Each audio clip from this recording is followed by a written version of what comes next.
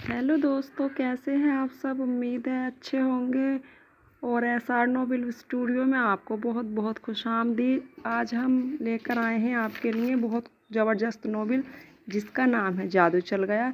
ये बहुत शानदार मुकम्मल नोवेल है और सनसनी भरी लव स्टोरी है, क्यूट सी लव स्टोरी। चलो अब बढ़ते हैं स्टोरी की तरफ।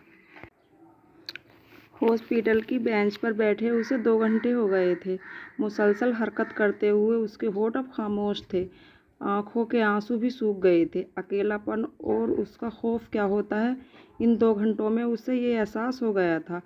कुछ देर पहले सब कुछ ठीक ठाक था कि अचानक उसकी अम्मी की तबीयत ख़राब हो गई। वो पड़ोस की आंटी की मदद से अम्मी को हॉस्पिटल लेकर आई थी। कुछ देर बाद वो आंटी चली गई। तब से अब तक वो उसी पोजीशन में बैठी थी। उसका अम्मी के सिवा इस दुनिया में कोई नहीं था। अब्बा की 4 साल पहले डेथ हो गई थी। कुछ देर पहले डॉक्टर ने उसे बताया था कि उसकी अम्मी के मैदे में रसोली है। इसके लिए ऑपरेशन करना ज़रूरी है, वरना जहर सारे जिस्म में फैल जाएगा। लंबा खर्चा था। मुसलसल सोचने पर भी उसे कोई हल समझ नहीं आ रहा था। सुने, अंदर जो पेशेंट है आपको बुला रही हैं, नर्स ने कहा तो उसके मुर्दा जिस्म में जैसे जान आ गई। वो जल्दी से अंदर आ गई। सामने बेड पर माँ को देखकर उसका दिल चाहा वो ज़ोर ज़ोर से रोना शुरू कर दे। एक ही दिन में इतना कुछ बदल गया था। वो उनके करीब आकर खड़ी हो गई। आहट पर तहमीना ने अपनी आंखें खोल दी। इशारे से करीब बुलाया तो किरण ने उसके सीने पर सर रख कर रोना शुरू कर दिया।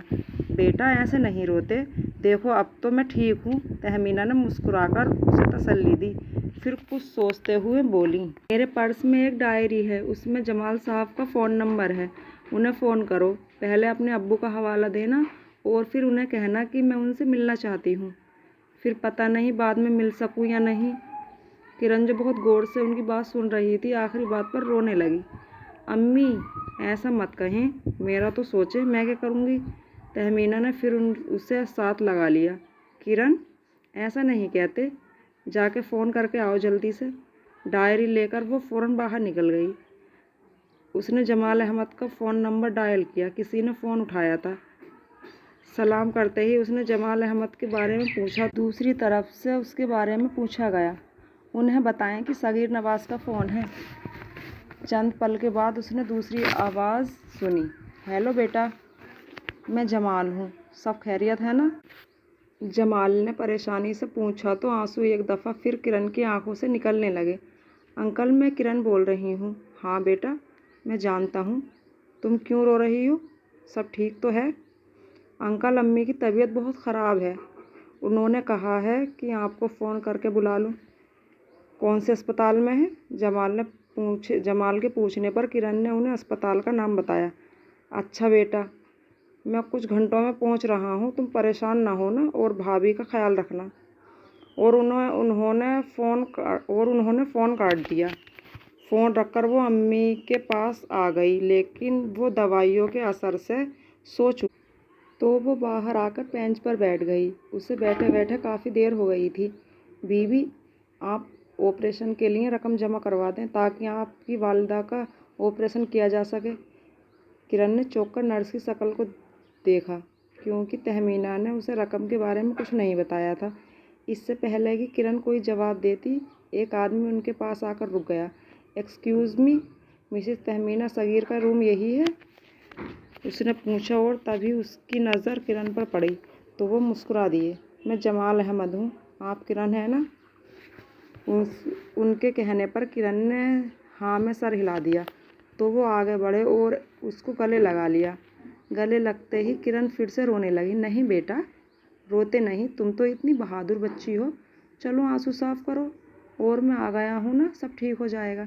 जमाल ने उसके आंसू पोंछते हुए कहा। देखें, ऑपरेशन के लिए रकम जमा करवा दें, नर्स ने दोबारा कहा।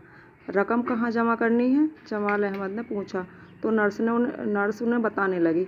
किरण बेटा, तुम यहीं रुको, मैं अभी आता हूँ। चलो मुर्तजा, जमाल अहमद ने पीछे खड़े लड़के से कहा, जिससे किरण ने अभी तक देखा नहीं था। उनके जाने के बाद किरण अंदर रूम में आ गई। तहमीना जाग रही थी तो वो जल्दी से माँ के करीब आ गई और उन्हें बताया कि जमाल साहब आ गए हैं। तो तहमीना ने दरवाजे की तरफ देखा। थोड़ी देर बाद जमाल अहमद अंदर आए। उनके पीछे एक लड़का भी था। भाभी, आपकी इतनी तबीयत ख़राब थी और आप इतनी देर से मुझे इत्तला दे रही हैं। जमाल अहमद की शिकायत पर एक थकी सी मुस्कुराहट तहमीना के चेहरे पर आ गई। भाई साहब, मुझे आपसे कुछ ज़रूरी बात करनी है। कुछ देर बाद तहमीना ने कहा तो जमाल उनकी तरफ देखने लगे। किरण, तुम लोग बाहर जाओ। तहमीना के कहने पर किरण ने उनकी तरफ देखा। उसके पीछे वो लड़का भी था। वो दोनों बाहर आ गए। कुछ दूर फासले पर एक बेंच पर बैठ गए। डैडी भी अजीब हैं। वो मुंह ही मुंह में बड़बड़ाया तो किरण ने उसकी तरफ देखा। भाई साहब, आप तो जानते हैं मेरा इस दुनिया में सिवाय सगीर के कोई रिश्ता नहीं था, और उनके जाने के बाद जिस तरह जी रही हूँ मैं ही जानती हूँ। अकेले जवान बच्ची के साथ रहना बहुत मुश्किल है और ज़िंदगी का कोई पता नहीं कब क्या हो जाए।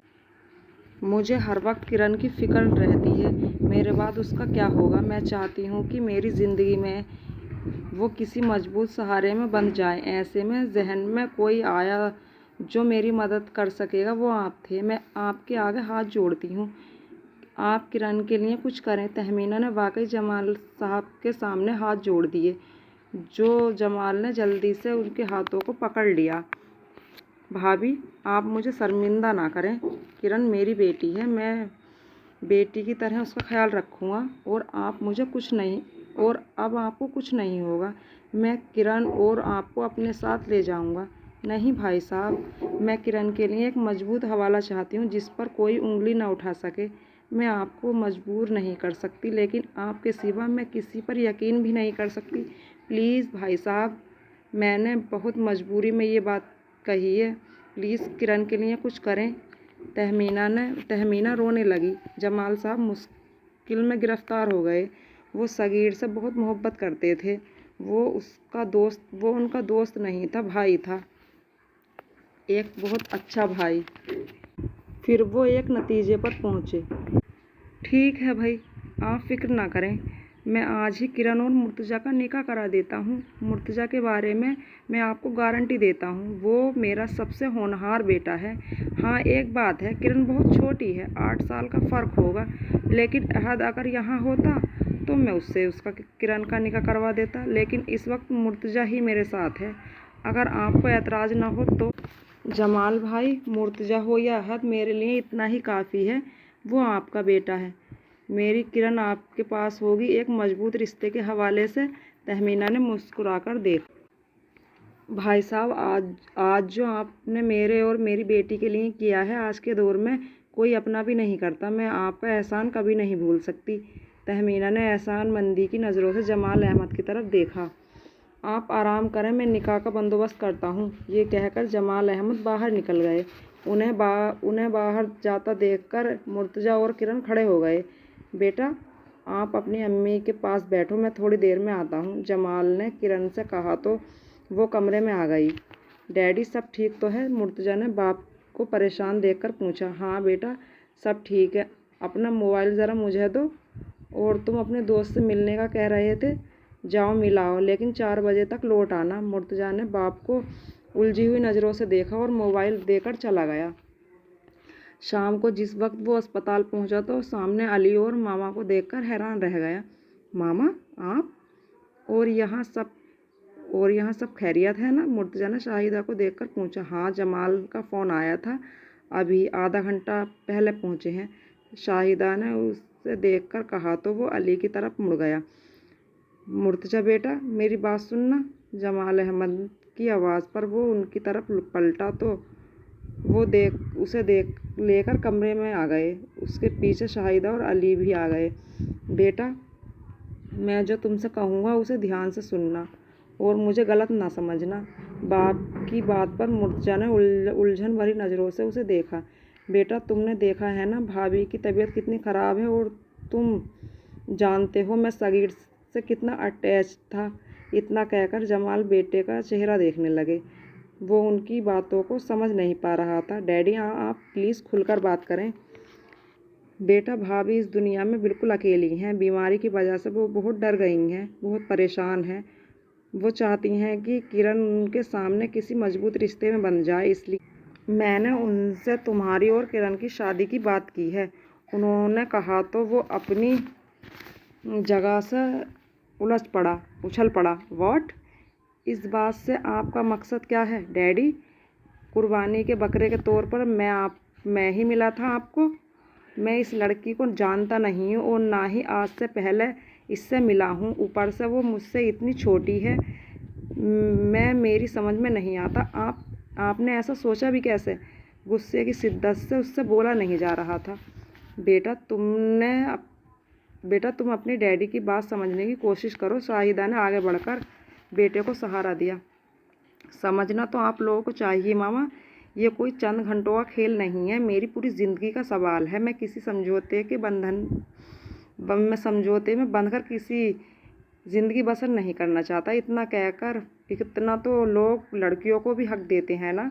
डैडी, आपने मुझसे पूछने की भी ज़रूरत नहीं समझी मैं क्या चाहता हूँ, मेरी पसंद क्या है। कम से कम मुझे आपसे ऐसी उम्मीद नहीं थी। मुर्तज़ा ने शिकवा किया तो जमाल साहब ने नज़रें उठाकर अपने बेटे को देखा, जो उनका सबसे फर्माबरदार बेटा था।